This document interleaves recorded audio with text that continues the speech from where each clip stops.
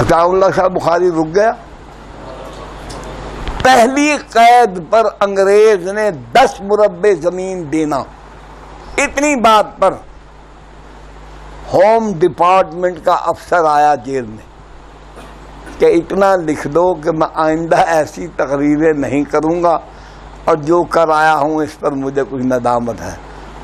Jail میں بھی ابا جی فرمانے لگے یہ کاغذ مجھے دکھاؤ. وہ بظاہر تو خوش ہوا. ابا جی نے اس کاغذ کو پھاڑنا شروع کیا. پھاڑتے پھاڑتے پھاڑتے پھاڑتے جب اس کے اتنے چھوٹے پرزے ہو گئے کہ پھٹنے کے قابل نہ رہا, اس پر تھوک پھینکا, زمین پر پھینک کر پاؤں سے رگڑا, کہا کہ یہ میرا جواب ہے, لے جاؤ. تو میں ہوتا شاید میں بک جاتا. ممکن ہے میں بک جاتا.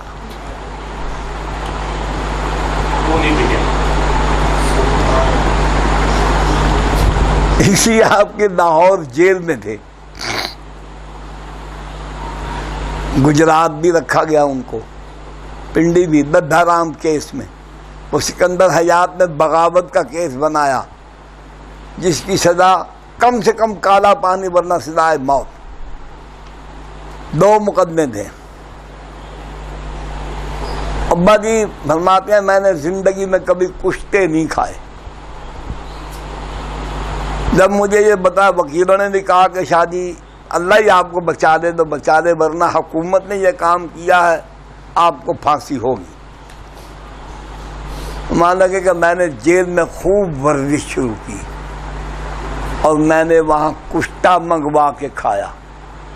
میری صحت ایسی تھی کہ دیکھنے کے قابل.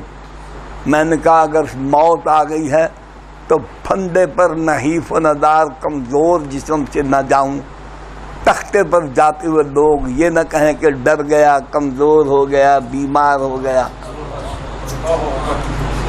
میں توانا ہو کر جاؤں.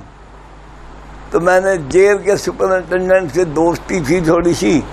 یعنی کہ میں نے کہا یار میں ذرا جو جہاں آپ پھانسی بھیجتے ہیں نا وہاں جانا چاہتا ہوں. انہوں نے کہا شادی کیا بات ہے, خیریت ہے آپ کو؟ انہوں نے کہا ہاں ٹھیک ہے چلو تم آؤ میرے ساتھ چلو. میں نے کہا وہ پھانسی گھاٹ چلے گئے. تو باتیں کر رہے تھے, میں بھاگ کے اوپر چڑھ گیا. وہ حیران کر لگا شادی کیا کر رہے, مجھے بھی مرواؤ گے؟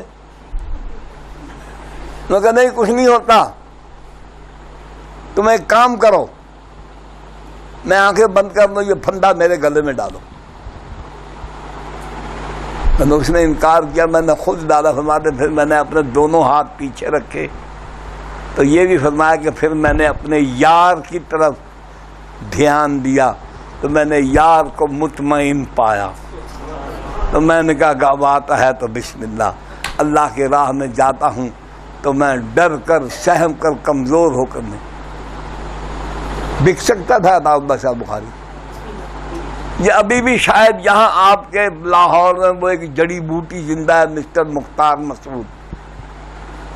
یہ سفیر بھی رہے ہیں ایران میں, ملتان میں ڈپٹی کمشنر تھے. ان کی کتاب ہے آواز دوست, اس میں اس نے ساری بات نہیں لکھی, مختصر کرتا ہوں. اس نے ابا جی کو بلایا ملاقات کے لیے,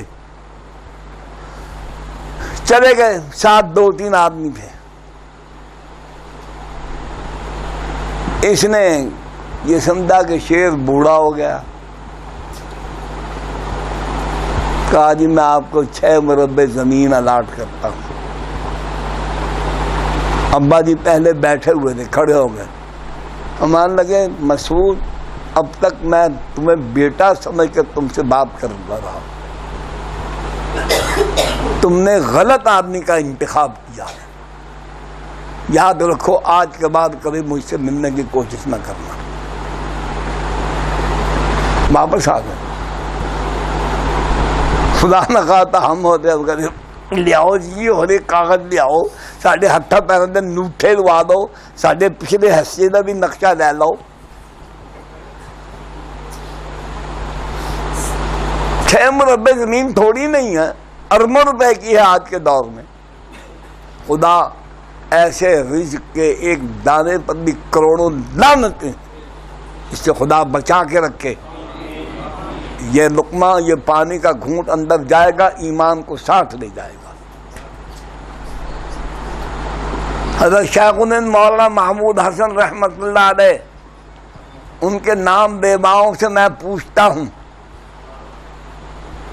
کہ تمہارا کردار وہی ہے جو شیخ الہند کا تھا؟ تمہیں شرم نہیں آتی؟ ڈوب کے نہیں مر جاتے ان کا نام دیتے ہوئے؟ اٹھاؤ شیخ الہند کے خطبات، اب بھی میرے پاس موجود ہیں۔ ڈاکٹر مختار احمد انصاری، 30 نومبر 1920، بستر مرگ پر ہیں شیخ الہند، پاس کون بیٹھا ہے؟ انور شاہ کشمیری، شبیر احمد عثمانی، مفتی محمد کفایت اللہ، حفیظ الرحمان سہاروی، احمد سعید دہلوی، عزیز قبیر اور بھی جید علماء۔ حضرت کے آخری الفاظ یہ سب حضرات نقل فرماتے ہیں۔ کہتے ہیں حضرت نے فرمایا، میں بستر پر مر رہا ہوں، مجھے مرنے کا افسوس نہیں ہے، افسوس اس بات کا ہے کہ میں بستر پر مر رہا ہوں، میری تمنا اور خواہش یہ تھی کہ میں کافر کے ساتھ، اس ظالم کے ساتھ، انگریز کے ساتھ مقابلہ کرتے ہوئے میدان جہاد میں مارا جاتا، یہ لفظ ہے، اور میرے جسم کے ٹکڑے کر دیے جاتے۔ شیخ الہند اس زمانے کے کسی محل میں نہیں رہ سکتا تھا، انگریز سے مفاہمت نہیں کر سکتا تھا، یہ نہیں کہہ سکتا تھا کہ میں اس کے ساتھ مل کے ملک کے آئین کے اندر اسلامی دفعات کو میں کہیں سے شامل کروا لوں گا چلو مرلو کر کے۔ آ گیا اسلام، اگر ایسے آنا ہوتا تو آ چکا ہوتا۔ گلاس کو الٹا رکھو تو گلاس ہے، لٹا کے رکھو گلاس ہے، زمین پر رکھو گلاس ہے، جہاں بھی رکھو وہ گلاس ہے۔ پانی پینے کے لیے اس کا ایک ہی راستہ ہے، جو اس کا منہ بنا ہوا اسی میں پانی ڈالو گے، اسی سے پیو گے۔ تو دین کا طریقہ نہیں بدلے گا۔ ہم اپنی آسائشوں اور راحتوں کو قربان کرنے کو تیار نہیں۔ اس کو ہم نے فکر و تدبر اور حکمت کا نام دے کے اپنے پیروکاروں کو بے وقوف بنایا ہوا ہے۔ مراعات ہیں، جن مکانوں میں، جن کوٹھیوں میں، جن بلڈنگوں میں یہ رہتے ہیں، اس کے بعد آدمی دین کی محنت کی مشقت برداشت نہیں کر سکتا۔ آدمی 4-5 گھنٹے ایئر کنڈیشن کمرے میں بیٹھا رہے، فوراً باہر نکلنے کو جی نہیں چاہتا۔ تو جو دن رات وہیں رہیں، جن کا واش روم بھی ایئر کنڈیشن ہو، دین کے لیے تو والذین جاہدوا فینا لنہدینہم سبلنا۔ پھر عرض کرتا ہوں کہ اگر دین لانے کے لیے کوئی اور طریقہ ہو سکتا ہوتا تو جو اللہ تورات کے بعد انجیل، زبور یہ دیتا ہے، وہ قرآن کے بعد کوئی اور کتاب نہیں دیتا۔ نہیں ہے، وہی طریقہ چلے گا۔ جنہیں حقیر سمجھ کر بجھا دیا تو نے، وہی چراغ جلیں گے تو روشنی ہوگی۔ میں آپ سے درخواست کرتا ہوں کہ آئیے ہم گناہگاروں کے ساتھ مل کر اس وقت کے تقاضے کے مطابق کامل اکمل دین کا شعور اپنے مسلمان بھائیوں تک پہنچانے کی محنت میں ہمارے شریک عمل ہوں۔ صرف یہاں مہینے کے بعد نہیں، میں چاہتا ہوں کہ یہاں تشریف لانے والے میرے بھائی نوجوان اپنے آپ کو اس کام کے لیے آمادہ کریں،